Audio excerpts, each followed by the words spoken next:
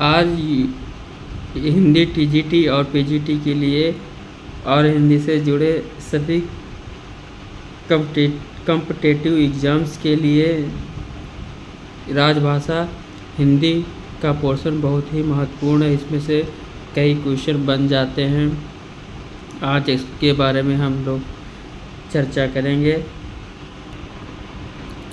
सन 1946 ईस्वी में श्री राजगोपालाचारी ने भारतीय संविधान सभा में नेशनल लैंग्वेज के समांतर स्टेट लैंग्वेज शब्द का प्रयोग किया। यहाँ पर टीजीटी पीजीटी के बारे में पढ़ेंगे और लगातार और अच्छी स्टडी के लिए आप यहाँ इस चैनल से जुड़ सकते हैं और आने वाली टीजीटी पीजीटी में श्योर सफलता अपनी सुनिश्चित कर सकते हैं। आगे देखते हैं। 1946 में श्री राजगोपालाचारी ने भारतीय संविधान सभा में नेशनल लैंग्वेज के समांतर स्टेट लैंग्वेज शब्द का प्रयोग किया। संविधान सभा की कार्यवाही के हिंदी प्रारूप में स्टेट लैंग्वेज के हिंदी अनुवाद राजभाषा किया गया। राजभाषा का अर्थ है मतलब संविधान द्वारा सरकारी कामकाज, प्रशासन, संसद और विधानमंडलों तथा न्यायिक कार्यकलाप के लिए स्वीकृत भाषा। मतलब संविधान द्वारा सरकारी कामकाज जितने होंगे, प्रशासन द्वारा, संसद द्वारा और विधानमंडल तथा न्यायिक कार्यकलाप जितने होंगे उनके लिए स्वीकृत, उनके लिए मान्य भाषा। ठीक है, स्वीकृत का मतलब मान्य भाषा जो मानी गई है वो राजभाषा है।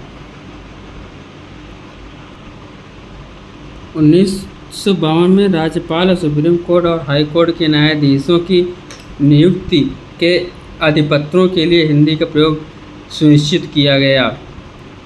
1955 में यह आदेश जारी किया गया कि जहां तक संभव हो जनता के साथ पत्र व्यवहार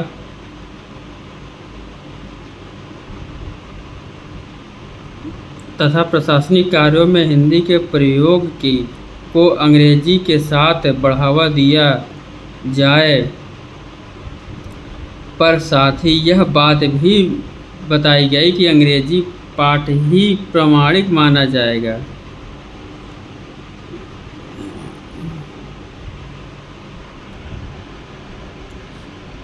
संसदीय राजभाषा समिति। इन सुझावों का परीक्षण करने का दायित्व संसद की राजभाषा समिति को सौंपा गया। समिति ने 1959 ईस्वी में सुझाव दिए। वे इस प्रकार हैं।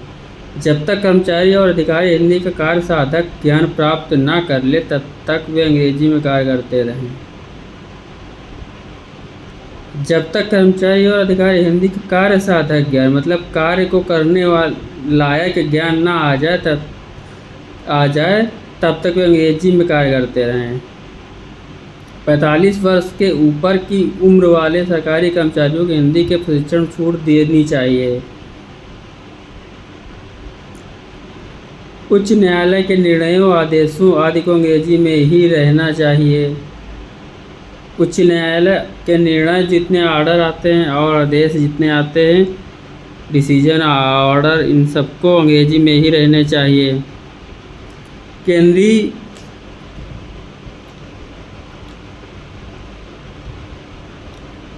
केंद्रीय सेवा में परीक्षाओं के माध्यम के रूप में अंग्रेजी को ही बने रहने देना चाहिए।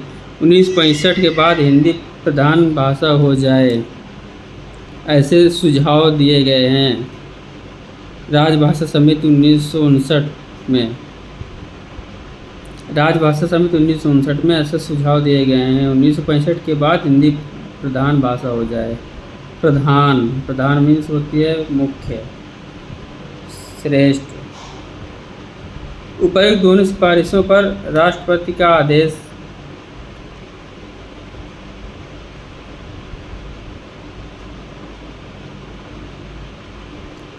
राजभाषा आयोग तथा संसदीय राजभाषा समिति की सिफारिशों पर विचार करने के उपरांत राष्ट्रपति ने जो आदेश जारी किया उसके प्रमुख बिंदु इस प्रकार हैं। 45 वर्ष से कम उम्र वाले कर्मचारी के लिए हिंदी का प्रशिक्षण अनिवार्य कर दिया जाए। इनका एक ये है आदेश कि 45 वर्ष से उम्र जिसकी कम है उसके लिए हिंदी का प्रशिक्षण अनिवार्य रूप से लागू कर दिया जाए। और दूसरा क्या, अखिल भारतीय सेवा में भर्ती के लिए परीक्षार्थी का माध्यम, भर्ती के लिए परीक्षा का माध्यम, अखिल भारतीय सेवा में भर्ती के लिए परीक्षा का माध्यम अंग्रेजी बना रहे और धीरे धीरे हिंदी और अन्य क्षेत्रीय भाषाओं का माध्यम बनाने की व्यवस्था की जाए। राजभाषा अधिनियम 1963 में यथा संशोधित संविधान के उपबंधों के अनुसार 1965 में हिंदी को भारत की एकमात्र राजभाषा बनना था, पर इससे ठीक पहले अहिंदी क्षेत्रों विशेषतः पश्चिम बंगाल तथा तमिलनाडु में हिंदी विरोधी आंदोलन प्रारंभ हो गए। अहिंदी क्षेत्र होते जहाँ हिंदी नहीं बोली जाती है। ऐसी स्थिति में जवाहरलाल नेहरू ने अहिंदी भाषी क्षेत्रों को आश्वासन दिया कि हिंदी को एकमात्र राजभाषा स्वीकार करने से पहले अहिंदी क्षेत्रों की सहमति प्राप्त की जाएगी। उन्होंने कहा कि राजभाषा बनाने के पहले अहिंदी क्षेत्रों से सहमति ली जाएगी। जैसे अहिंदी क्षेत्र विशेषतः कौन कौन से थे, पश्चिम बंगाल थे और तमिलनाडु थे। ठीक है, तो सीखकर पहले अहिंदी की सहमति ली जाएगी। क्या ली जाएगी? सहमति। इसी आश्वासन की पूर्ति के लिए यह अधिनियम बनाया गया, जिसके प्रमुख प्रावधान इस प्रकार हैं। टीजीटी पीजीटी के लिए हम आपको एक एक पॉइंट, एक एक लाइन बताएंगे, पढ़ाएंगे। जहाँ से क्वेश्चन बनते हैं, जहाँ से बनने की संभावना है फ्यूचर में, वो सब यहाँ पर पढ़ाया जाएगा। एक भी छूटेगा नहीं। तो इसलिए ये मत सोचिएगा कि ये आएगा या ये नहीं आएगा। आप जानते नहीं कि आयोग कहाँ से और कब कैसा क्वेश्चन पूछ ले, इसलिए आपको पूरी तैयारी करनी है और वो तैयारी हम यहाँ पर करवाएंगे। आपको चैनल सब्सक्राइब करना है और कुछ नहीं करना, केवल पढ़ना है बस।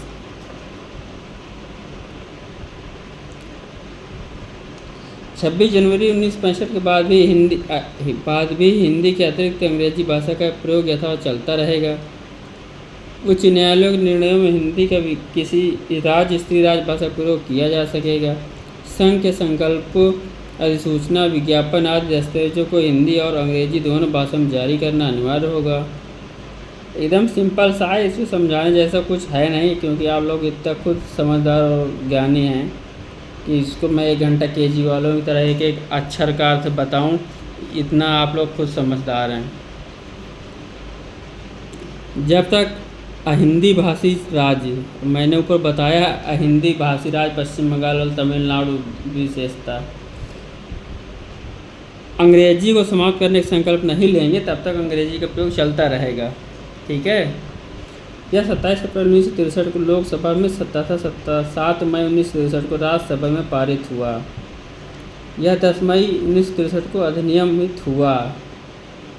राजभाषा अधिनियम की बात हो रही है। यह 27 अप्रैल 1963 को लोकसभा में तथा 7 मई 1963 को राज्यसभा में पारित हुआ। यह 10 मई 1963 को अधिनियमित हो गया। 10 मई 1963 को अधिनियमित हो गया।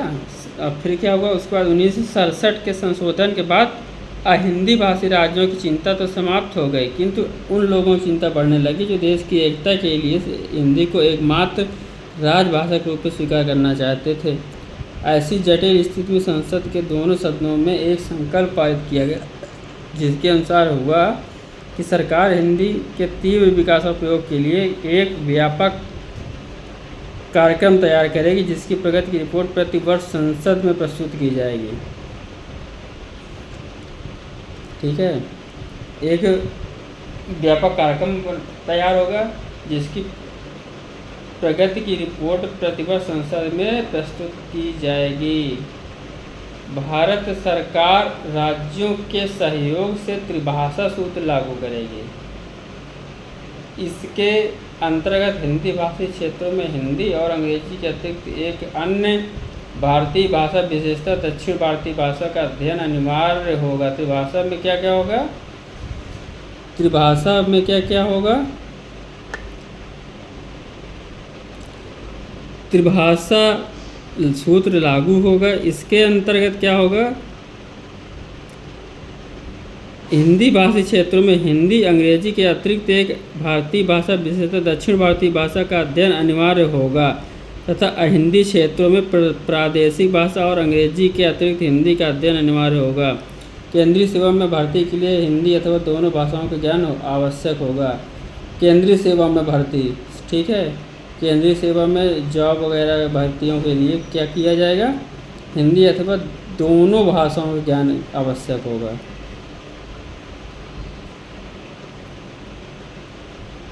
सरकार 8वीं अनुसूची में उल्लिखित सभी भाषाओं के समन्वित विकास के लिए कार्यक्रम तैयार करें। राजभाषा नियम 1976 में मेन क्या है कि का क्षेत्र में कौन कौन से आते हैं, देश भर में केंद्रीय सरकार के कार्यालयों 3 भागों में बांटा गया, क वर्ग, ख वर्ग, ग वर्ग। तो क वर्ग में वे राज्य आते हैं जिनकी पहली भाषा हिंदी है, ठीक है। ख वर्ग में वे राज्य आते हैं जिनमें हिंदी समझी जाती है किंतु पहली भाषा के रूप में प्रयुक्त नहीं होती। और ग वर्ग में वे शेष सभी राज्य आते हैं जिनमें राज्यों में प्रायः हिंदी नहीं समझी जाती है। ये राज्य हैं पश्चिम बंगाल, उड़ीसा, उत्तर पूर्वी क्षेत्र के सभी राज्य तथा दक्षिण भारत के 4 राज्य। अब बात करेंगे का क्षेत्र के, तो का क्षेत्र के पत्रों आदि के लिए निश्चित किया गया कि उनमें हिंदी का प्रयोग हो। का क्षेत्र में कौन कौन से आते हैं, उत्तर प्रदेश, मध्य प्रदेश, राजस्थान, बिहार, हिमाचल प्रदेश, हरियाणा, छत्तीसगढ़, झारखंड, उत्तराखंड तथा केंद्र शासित प्रदेश, दिल्ली, अंडमान निकोबार द्वीप समूह, इतने आते हैं का क्षेत्र में, ठीक है। यहाँ क्या क्या किया गया, हिंदी का प्रयोग हो यह सुनिश्चित किया गया।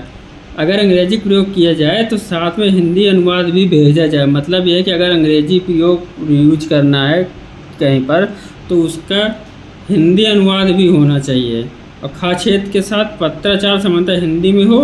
अगर खा क्षेत्र के साथ पत्राचार करना है, पत्राचार के माध्यम से करनी है तो सामान्यतः हिंदी में हो, ठीक है, हिंदी में होनी चाहिए सामान्यतः मुख्यतया। तथा ग क्षेत्र के साथ पत्राचार अंग्रेजी में ही होता रहेगा। ऐसा ये 1976 राजभाषा में नियम बना।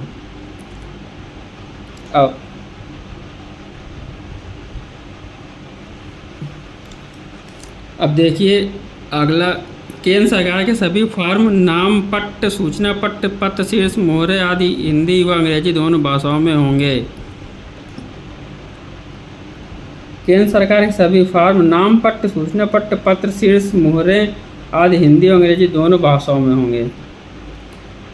ये जितने आपको पॉइंट्स दिख रहे हैं, फॉर्म हो गया, नाम पट्ट हो गया, सूचना पट्ट हो गया, पत्र शीर्ष हो गया, मोहरे हो गई, आज सब क्या होंगी, हिंदी और अंग्रेजी दोनों भाषा में होंगे, ठीक है। किसके, केंद्र सरकार के सभी, है ना। आप लोगों को यहाँ पर पूरी तैयारी करवाई जाएगी। यूपी टीजीटी, पीजीटी और केवीएस, डीएसएसबी, जीडीसी, इन सभी की हिंदी आपको बहुत ही अच्छी तरीके से पढ़ाई जाएगी और एक एक पॉइंट आपको बताया जाएगा, कुछ भी छूटेगा नहीं। और क्वेश्चन कहीं से भी बन सकता है क्योंकि ये अनिश्चितता है। यहाँ ऐसे ही होता है, कभी टीजीटी का पेपर कठिन बनाते हैं, कभी टीजीटी का पेपर इजी आता है, कभी पीजीटी का कठिन आता है, कभी पीजीटी का सरल आता है, यही होता है। तो कुछ कहा नहीं जाता, इसलिए आपको एक एक पॉइंट पढ़ना ज़रूरी है। चैनल को सब्सक्राइब करना ज़रूर, ये भूलिएगा नहीं।